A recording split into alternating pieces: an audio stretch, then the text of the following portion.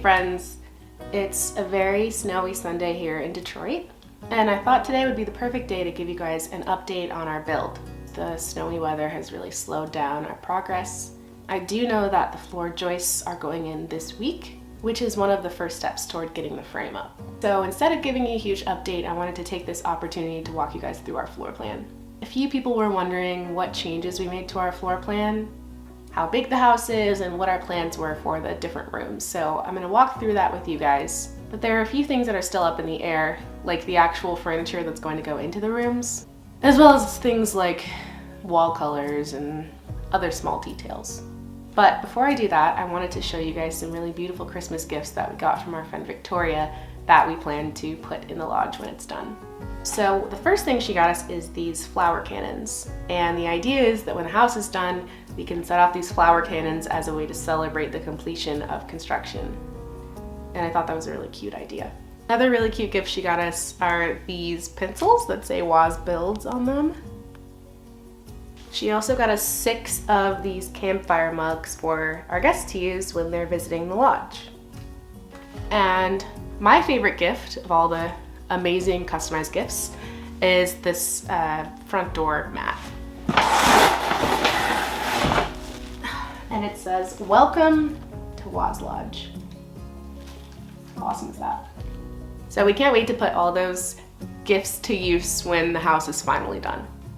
So without further ado, let's talk through the Waz Lodge floor plan and talk a little bit about what our ideas are for the different rooms. So I'm going to give you guys an overview of the sort of floor plan that you get when you work with Avrame. Obviously, I'm going to only give you a quick look at the actual floor plan itself and not at the full plans because that's what you're paying for when you work with a kit company. So this is what the front of the A-frame is going to look like. We opted for a full window wall, as we've said before, with a large sliding glass door. You can also see the pipe for the wood stove that we want to install. We wanted to be sure that the angle of the chimney matched the angle of the A, instead of awkwardly sitting in the middle with a straight down chimney, because then it would have to sit where someone would be opening that sliding glass door. We also have a deck coming off of the front gable wall, so when someone opens that sliding glass door, they can step directly onto that deck and have the beautiful views of all the evergreen trees, where we'll have some outdoor lounge furniture, maybe a fire pit, probably a table where people can eat dinner. And you can also see the 2 dormers that we have. So on the left side, that's the dormer for the entryway. And on the right side, we've got a window dormer. We wanted to have windows right above the kitchen sink, so that's a series of 4, and I'll show that in more detail next. This is a look at the back of the A-frame.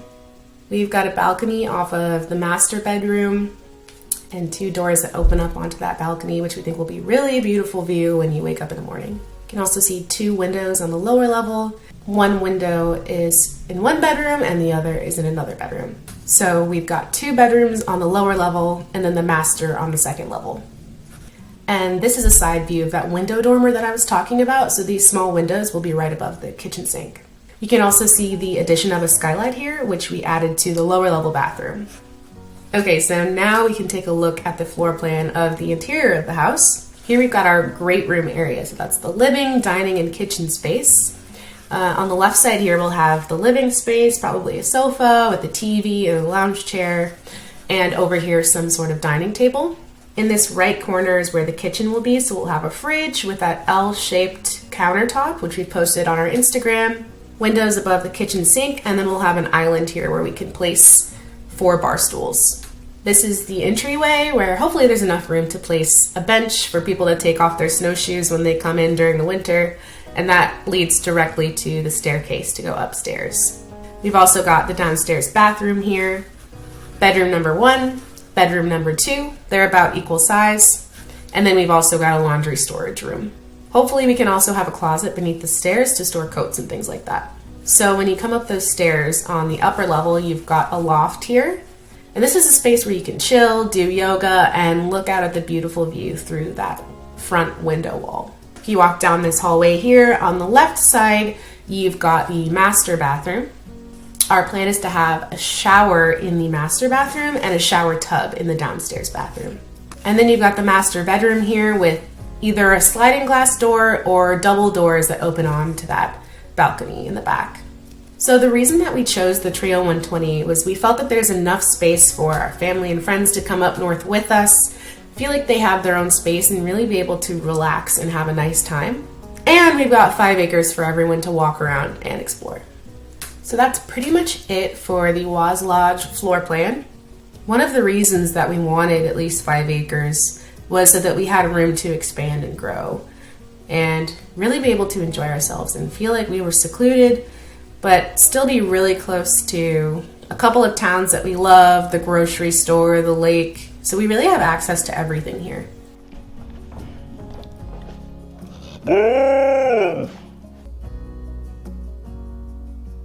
We also got help from a local designer who put together these 3D renderings of the A-frame.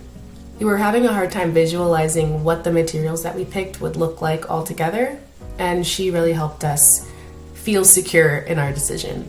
So this is a rendering of wood paneling on most of the walls within the A-frame, and then we'll have drywall in some spots. And we also picked out a porcelain tile that looks similar to cement.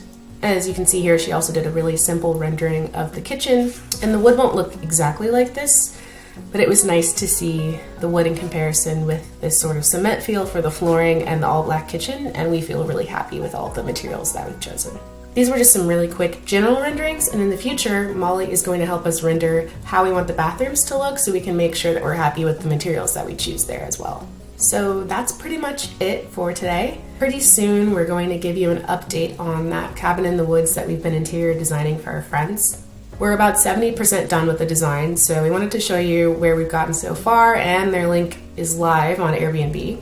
We've gotten the main level and the loft level done, and now they're just building out the basement, which is going to take a little bit longer. So we're going to pick out materials and finishes for the basement, where they're going to have another bedroom, a game room, a bathroom, and a laundry room. Super excited to show you the progress there and also add a link so that you can book the Airbnb for yourself.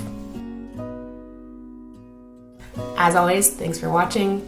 If you like this video, please like and subscribe, and we'll see you in the next one.